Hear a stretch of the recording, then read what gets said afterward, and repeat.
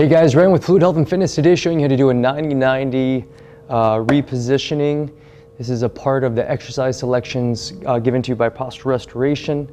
What we're focusing on is zone of apposition. So the cueing for this is to be able to support our spinal positioning with our intrinsic stabilizers, so the deep inner unit muscle. So the goal for us is to teach our group how to engage those deeper innermost muscle groups that hold everything stable. So you're going to breathe all the air out to cinch your TVA down, squeeze your pelvic floor, and then breathe in while holding on to the tension of the abs and the pelvic floor. So the gist of this is just teaching people how to improve intra-abdominal and intrathoracic pressure, which creates this rigidity effect for the canister. So that's really the goal.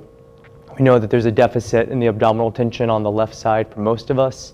So it's really about making sure that we get that rib down, be able to breathe all the air from our lungs to fully evacuate the air and then to fully ascend the diaphragm, and then breathe in without letting go of the abdominal tension. And again, this would happen when you're in your gait cycle. Every time you breathe in, your abs would become inhibited, and then that can create instability if we don't know how to hold on to the stretch tone as we load our leg. So that is the gist. So with that as the logic, what you're gonna do is everybody lay on their back, supine.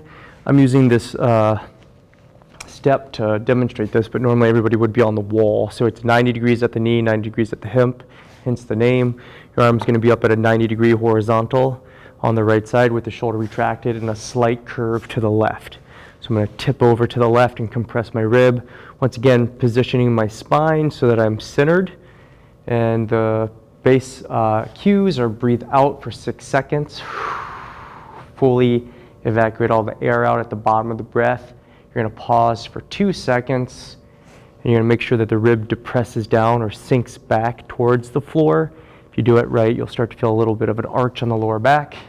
At the bottom of the breath, squeeze the glute, push down on the heel on the left side, and then push the knee in. So I'm going to use my fist for the block on the left side, left arm in between the knees. And again, breath out for 6, lock the ribs down. Squeeze the pelvic floor, squeeze the glute, hamstring, groin. Hold all those muscles tensioned, and then breathe in.